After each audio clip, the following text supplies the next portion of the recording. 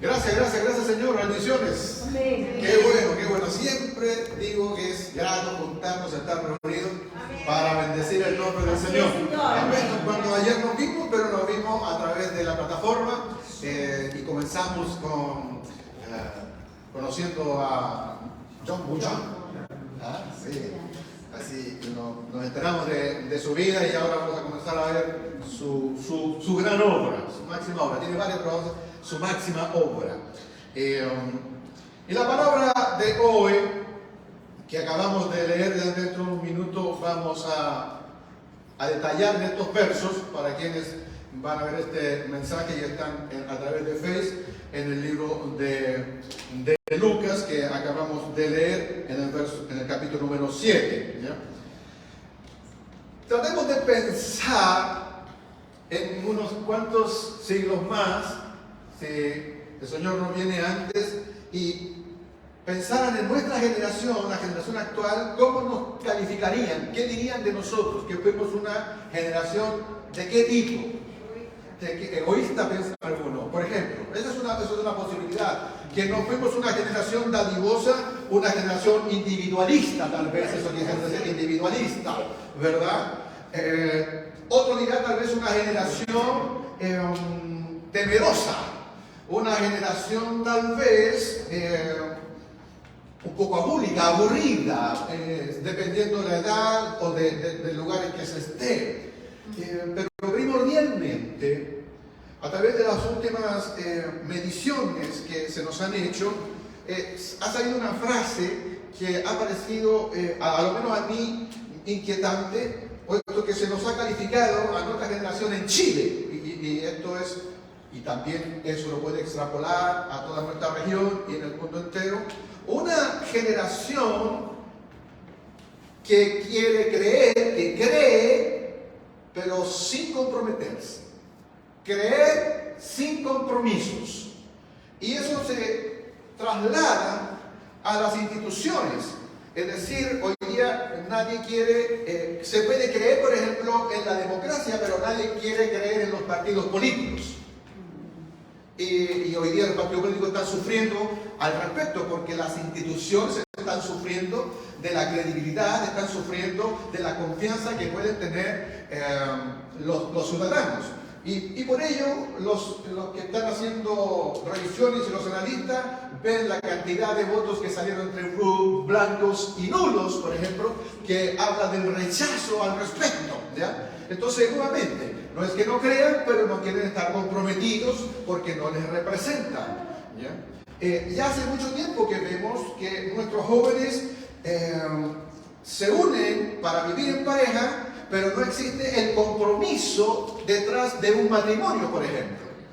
No está ese compromiso que nosotros sí estamos a lo menos acostumbrados. Y estamos viviendo lo mismo en nuestras iglesias. Es decir, hay gente que está dispuesta a creer, pero no comprometerse en ningún tipo de religión. Bueno, de las dos cosas que Dios estableció como institución, que es por un lado la familia y por otro lado la iglesia, yo tengo una buena noticia para ustedes, en que estas instituciones, aun cuando hoy y nuestras generaciones quisieran, no van a estar comprometidas allí, estas instituciones no van a dejar de existir, no van a dejar de ser, porque Dios es el autor de ellas. Familia habrá siempre.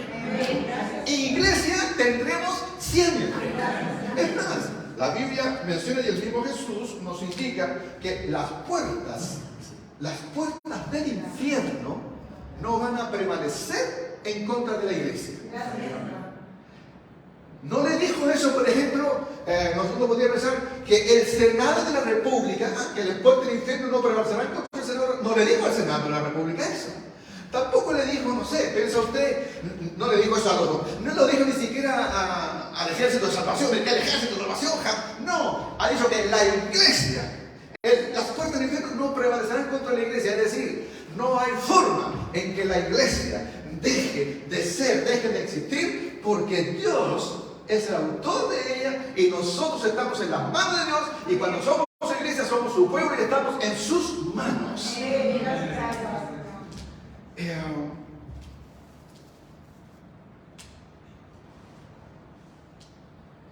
cuando Jesús se enfrentó a esta misma pregunta, en una ocasión, Él comienza a hablar de su primo, Juan Bautista, y habla de él, y de hecho lo alaba de una manera sorprendente porque dice, de todos los que han nacido, de los seres humanos nacidos, dice de los hijos de mujer, de hombre nacido, como mi primo, ninguno.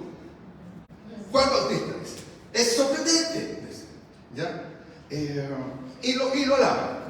Bueno, pero Juan Bautista también tenía detractores, gente que no, gente que se bautizaba con él, lo seguían, tenía discípulos, tenía una vida bien especial en particular, pero los religiosos de la época, la religión estatal de la época, estaban en contra. Y entonces cuando Jesús decía eso, para ellos era algo que les retorcía el estómago, se sentían mal al respecto. Entonces cuando Jesús ve esa situación, Él hace una pregunta. Y ahora, vete conmigo por favor en el libro de Lucas capítulo 7, entonces, en el verso 31, hace una pregunta. Entonces, cuando Él observa a estas personas, a la gente que le rodea, Él ha venido caminando por cada uno de los pueblos, conoce a su gente, ha tenido la posibilidad de conversar con todos, de ver la manera en que piensan, cómo ven la vida. Entonces Él hace la siguiente pregunta y es muy interesante. Porque la pregunta que yo hice al comienzo de esta predicación no es una pregunta que tenga mi autoría. No se me ocurrió a mí esa pregunta, se le ocurrió a Jesús. Jesús hizo esta pregunta. Y Él dijo en el verso 31, entonces dice, ¿con qué puedo comparar a la gente de esta generación? Dice, ¿a quién se parecen ellos? Esa es la pregunta, está diciendo, ¿cómo es esta generación en la cual yo estoy ahora? Estamos hablando de la generación del primer siglo. La generación que Él conoció, la generación que lo conoció a Él, la generación con la cual Él se relacionó, con la generación con la cual Él convivió. Entonces Jesús dice, ¿cómo es esta generación? ¿Cómo es esta generación con la cual yo estoy viviendo, conviviendo, compartiendo? ¿Con quiénes los puedo comparar? Esa es la pregunta que Él se hizo. Y no le está preguntando a los discípulos ni a ninguno que está escuchando allí. Como yo hice la pregunta, le pregunté a ustedes para que entre todos resolviéramos. Jesús dice, Él dice, si yo tuviera que definir esta generación, ¿cómo es esta generación? ¿Con quién lo puedo comparar? Y es extraño con lo que lo compara. Es extraño cómo lo define. Porque Jesús viene y dice, ¿saben qué? Se parecen a niños sentados en la plaza que se gritan unos a otros, tocamos la flauta y ustedes no bailaron. Entonamos un canto fúnebre y ustedes no lloraron. A eso lo compara. Entonces, uno tiene que empezar a escarbar un poco allí. ¿A qué se refiere Jesús con eso? Porque la gente que le escuchó entendió, pero a nosotros que vivimos 2000 años después no nos va a ser sencillo saber qué es lo que está diciendo Jesús al compararlo con niños. Sobre todo porque hemos venido hablando de la importancia de los niños en el reino del Señor. Y he tratado ese tema ya en varios mensajes anteriores con la importancia que esto tiene. Pero en este minuto pareciera ser que ahora colocará al niño como un ejemplo malo o negativo. Y entonces dice, se parecen a niños sentados en la plaza, y aquí describe un tipo de juego infantil, juego de niños, que nosotros no sabemos cómo estos niños jugaban en el tiempo de Jesús, pero esta es la única parte, junto con el libro de Mateo, es la única parte donde se relata un tipo de juego infantil en tiempo de Jesús.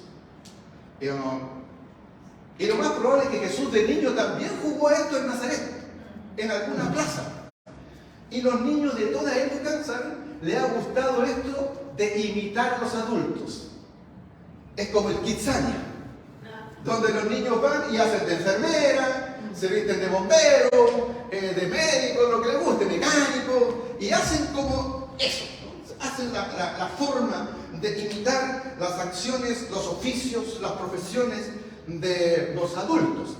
Incluso nosotros solemos preguntarle a los niños, ¿qué te gustaría ser de grande? Y ya nos hemos encontrado con preguntas, con respuestas tan sorprendentes como la vez anterior les decía, dependiendo de donde ellos han estado o donde ellos han crecido. El punto es que en tiempos de Jesús los niños jugaban a esto. Estaban en una plaza y pasaban de una parte bien alegre, que era imitar una boda, un casamiento.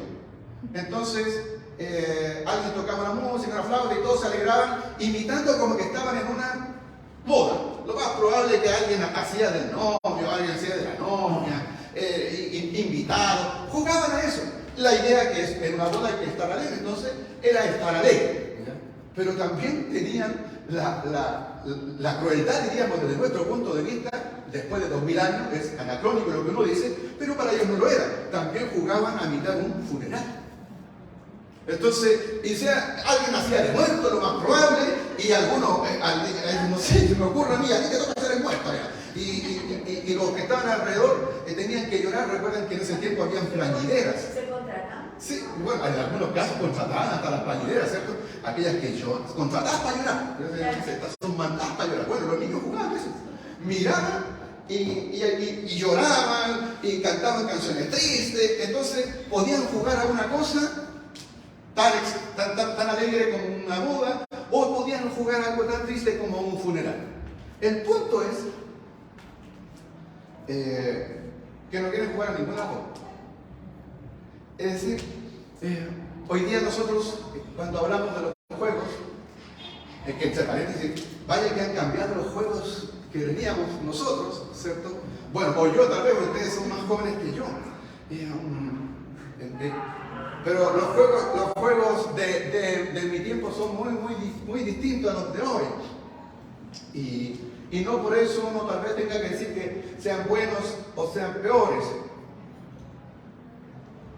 Pero los entendidos, los que analizan la sociedad, y en particular a los niños, nos están diciendo que nuestros niños cada vez juegan menos. Los analistas de hoy dicen que nuestros niños juegan menos. Dejan los juguetes a más temprana edad. Eso es lo que están diciendo. Que el tiempo nuestro, o el tiempo mío a lo menos, conocíamos jugar al aire libre. Hoy día los niños no juegan al aire libre. No se da eso. Y no se da por temores de los padres. Hoy día no hay ningún niño se atreve, póngase a avanzar, a meterse en unos matorrales, porque inmediatamente corren los padres, cuidado, no te metas allí. O sea, un temor siempre. En nuestro tiempo éramos capaces de meternos y nuestro papá no iba a preocuparse de eso. A lo más salíamos con un raguñón o algo por el estilo, pero nada de eso. O sea, y si teníamos que aprender a andar en bicicleta, no íbamos a caer, a dar varios portalazos, ¿ya? Si la bicicleta incluso era prestada. Hoy día el niño aprende y difícilmente se va a caer porque el papá lleva a firmar la bicicleta todo el rato. O sea, hoy día los niños juegan con una supervisión adulta casi siempre.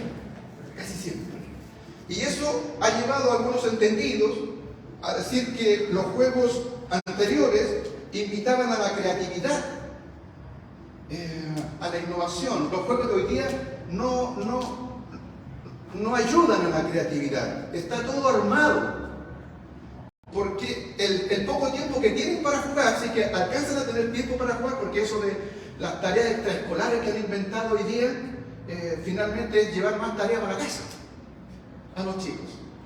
Y algunos creen que dicen, la voy a meter a ballet a la niña, o al niño, también lo meten a ballet. Pero tampoco es que se estén divirtiendo en ella, porque tiene que aprender las técnicas y la exigencia. Entonces no es que vaya a jugar, son exigencias de por medio.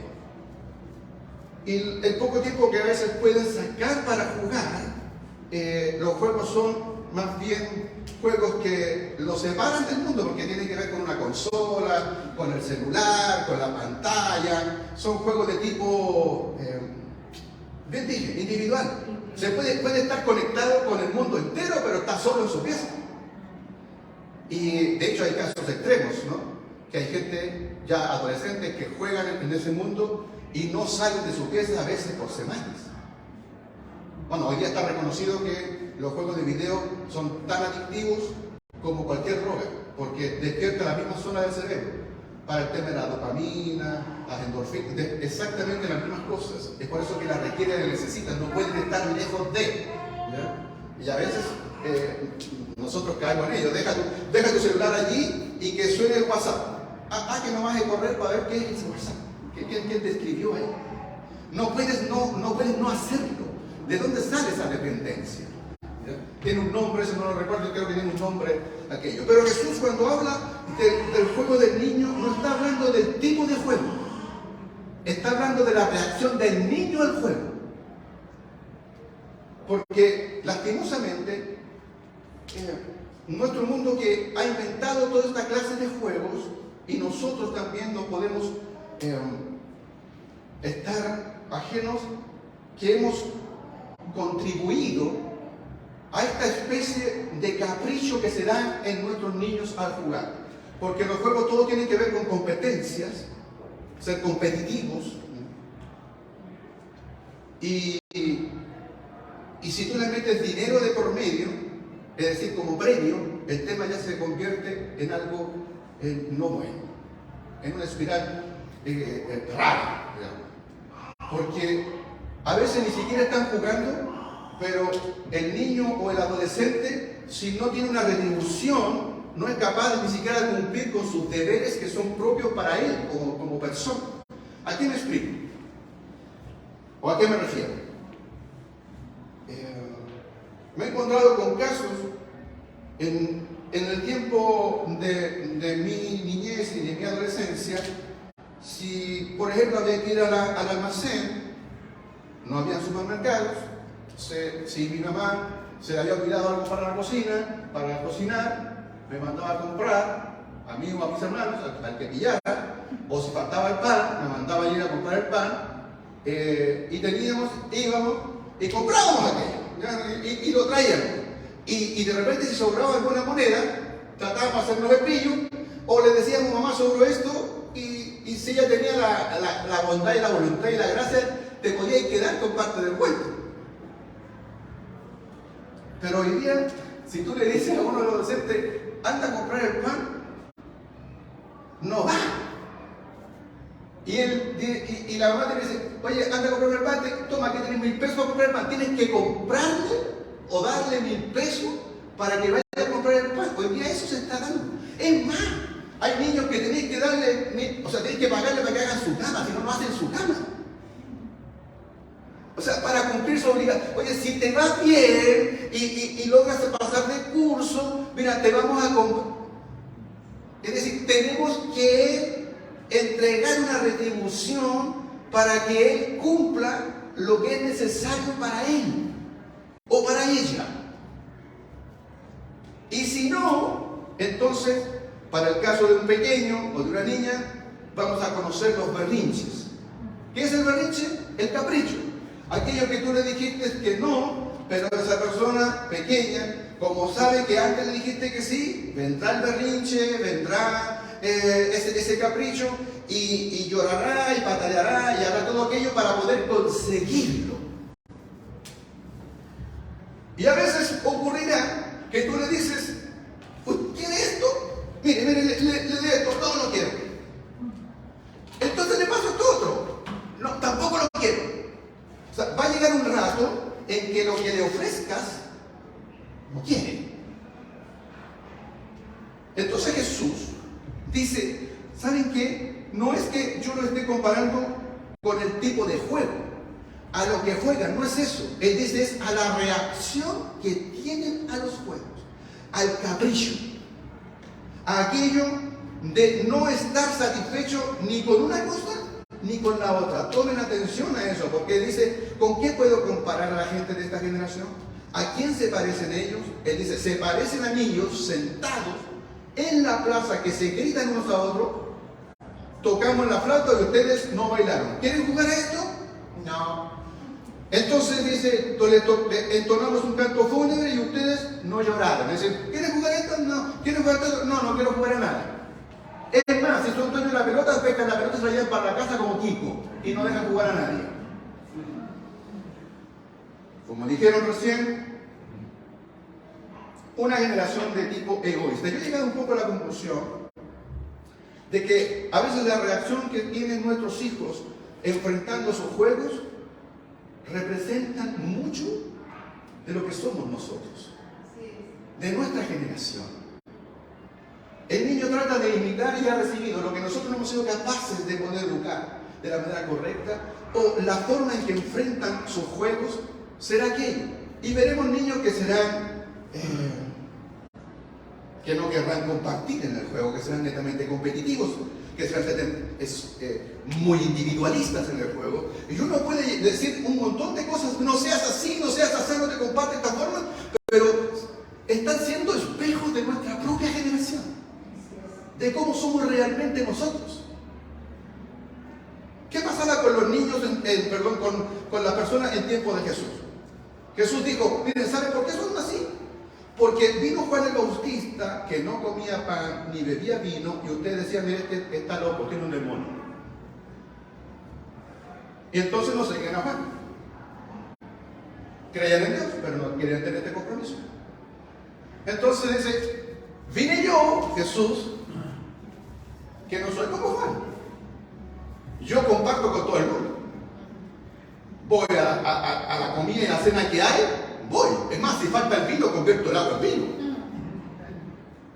Y me junto, como ustedes dicen, con publicanos, que son la gente que ustedes no estiman, los últimos de la línea de los pecadores. Con eso yo me junto. Me junto con ellos, y entonces tampoco quieren esto. Esto es como jugar a la parte triste del fúnebre y a la parte alegre de la boda. Él dice, miren, ni con Juan Bautista ustedes están bien, ni conmigo están bien, ni lo uno ni lo otro. ¿Qué es eso? Jesús dijo, son como los niños, en la reacción, no en el juego, en la reacción, en el capricho, en la veleidad, en no tener la decisión ni el coraje de decir, bueno, efectivamente, esto voy a hacer. Pero son de aquellos que encontramos hoy día, que encontrarán siempre la excusa necesaria, la crítica necesaria, los criticones de siempre, que van a criticar por una forma, o como dicen hoy día, porque remas o no remas, pero te critican igual, por una forma de ser o por la otra. Juan el Bautista, que era una vida más bien dura, comía miel silvestre, se vestía de una manera bien austera, con pieles de camello, su mensaje era un mensaje bastante confrontacional, pero rechazaban a Juan. Jesús, que tenía un mensaje de gracia, de amor, de entrega, de poder compartir, y también rechazaban a Jesús. Hoy día vamos a encontrarnos con ese tipo de personas, como los niños simplemente veleidosos, ya, de no estar conformes con nada, es decir, la disconformidad de parte de la gente. El hecho es que cuando la gente no quiere tomar en serio la verdad, iglesia, le es muy fácil encontrar una disculpa para no hacer caso, encontrar una disculpa para no tomar una postura, para no comprometerse absolutamente en nada, ni siquiera procuran ser consecuentes en sus críticas. De la misma forma en que critican a un lado, critican al otro lado, pero efectivamente no están de acuerdo a nada. Y aquí es cuando llega la sentencia de Jesús en este verso. Jesús pone una sentencia. Y él dice, verso 35, pero la sabiduría queda demostrada por los que la siguen. La sabiduría queda demostrada por la que los siguen. Es decir, el veredicto final no va a depender de cuántos vociferen y cuántos charlatanes haya en nuestro mundo. Esto va a quedar demostrado por los hechos. por el fruto. Mire, había gente que el mensaje de Juan los logró cambiar. El mensaje de Juan hizo que se arrepintieran. El mensaje de Juan hizo que muchas personas se volvieran a Dios. Logró eso, como nunca antes había ocurrido en tiempos del primer siglo. La voz que clama en el desierto hizo aquello. Mucha gente le siguió, se bautizó. Y ahí estaban los resultados. Y ni hablar de Jesús. Jesús con todo su mensaje, la gente le seguía por multitudes. Veían que aquí estaba la alternativa de acercarse a Dios, de encontrarse con Dios, más bien porque Dios se había acercado a ellos a través de este mensaje, un mensaje liberador, de ser parte y seguir a Jesús. Y ustedes ya vean que a veces eran miles los que estaban con él, a quienes lo alimentaban, no tan solo con su palabra, sino además podían ellos ver los milagros de parte de Jesús. Y en ambos casos, siendo claramente Jesús superior a Juan Bautista, en ambos casos hay resultados.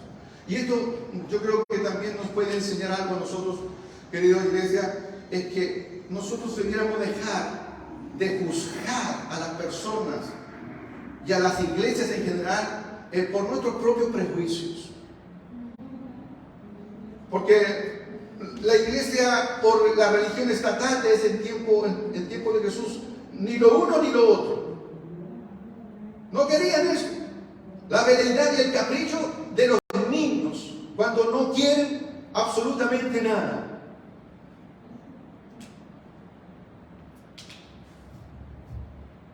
Hay iglesias que son muy distintas a nosotros, son muy diferentes. Pero si en esa iglesia se predica el Evangelio, la palabra del Señor, Jesucristo es el único medio, el único Rey, el único Salvador, el único amigo al Padre, y esa palabra está puesta allí. Se está entregando ese mensaje. La forma y la manera que puede ser muy distinta de nosotros no significa que ellos sean peores que nosotros o que nos estén bien. No es así. No puedo estar en esa veleidad. Ellos son mis hermanos y son parte del reino, aun cuando la forma en que lo están haciendo es una forma que tal vez a mí no me acomoda. Pero el hecho que a mí no me acomoda no significa que... ¿Por qué? Porque ellos están llevando a gente al Señor. Y a lo mejor hay personas, y hay iglesias que son así, más quietas, más serias, diríamos, con una liturgia más tranquila. Pensemos en el caso como de Juan Bautista. Y te vas a encontrar con una iglesia que está tal vez en el otro extremo, donde está la algarabía y la alegría y hacen un montón de cosas. Insisto. No pensando en el show, sino pensando en el mensaje de Cristo, el Evangelio que tiene que estar presente. Y tal vez alguien dirá, no, esa gente, no. Si la obra está mostrada entre la gente que está sirviendo al Señor, que se están convirtiendo, que están cambiando su vida, que su vida se está renovando, que están entendiendo que la entrega de su corazón hacia el Señor, y el Señor ha renovado su vida y están pensando a ser nuevas criaturas, como dice la palabra del Señor, entonces que Dios siga bendiciendo esa obra como esta otra. Necesitamos todo tipo de iglesia porque hay todo tipo de personas.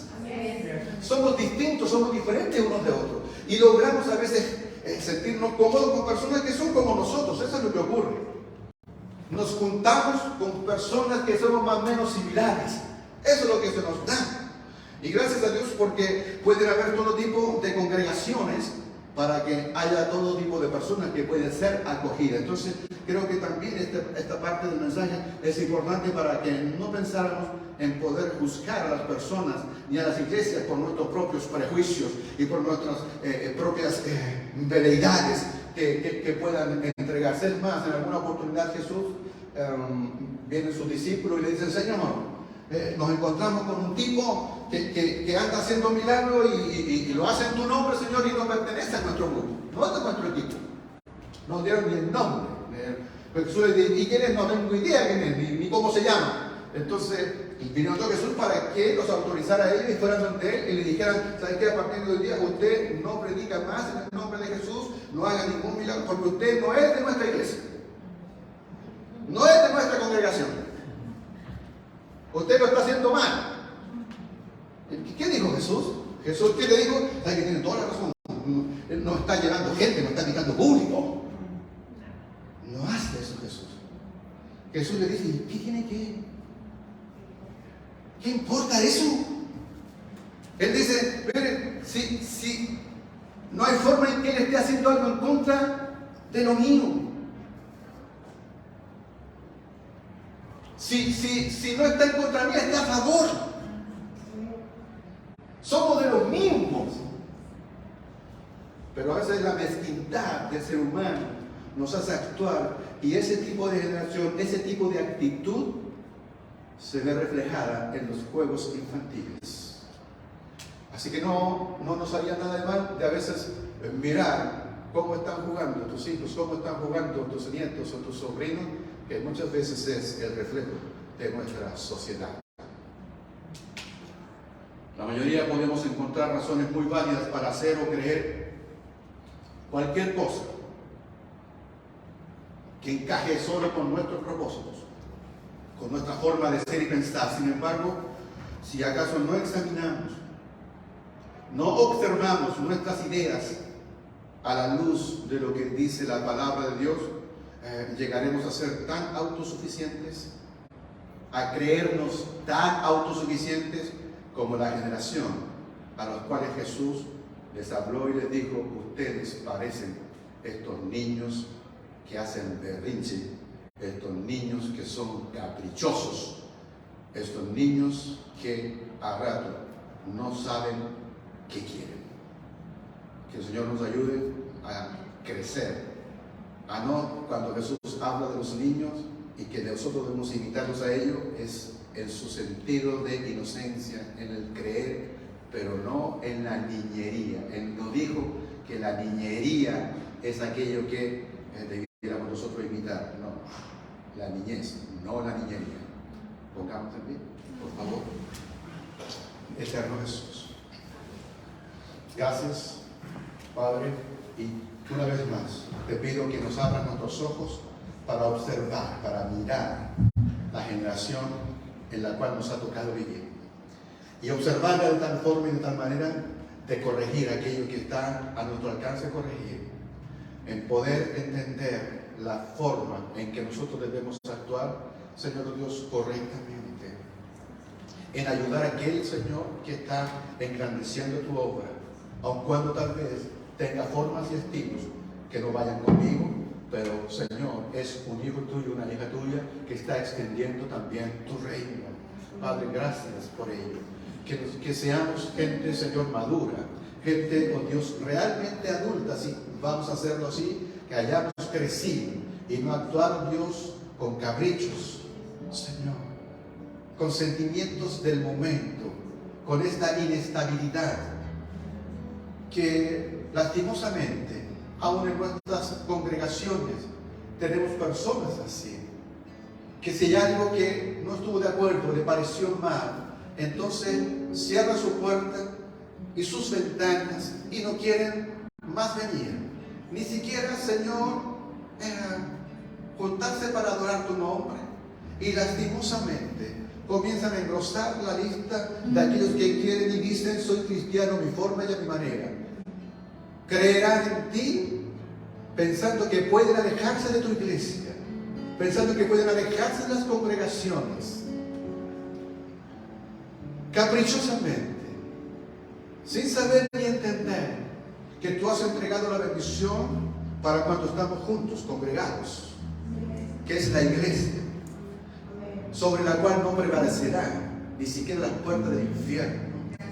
Padre, en el nombre de Jesús, que entendamos eso, que podamos ser lo suficientemente maduros para no actuar con nuestros berrinches ni pataletas, ni irnos porque alguien simplemente no vino y no hizo lo que yo quería, lo que a mí me agradaba, lo que yo esperaba. En nombre de Jesús. Amén. Amén.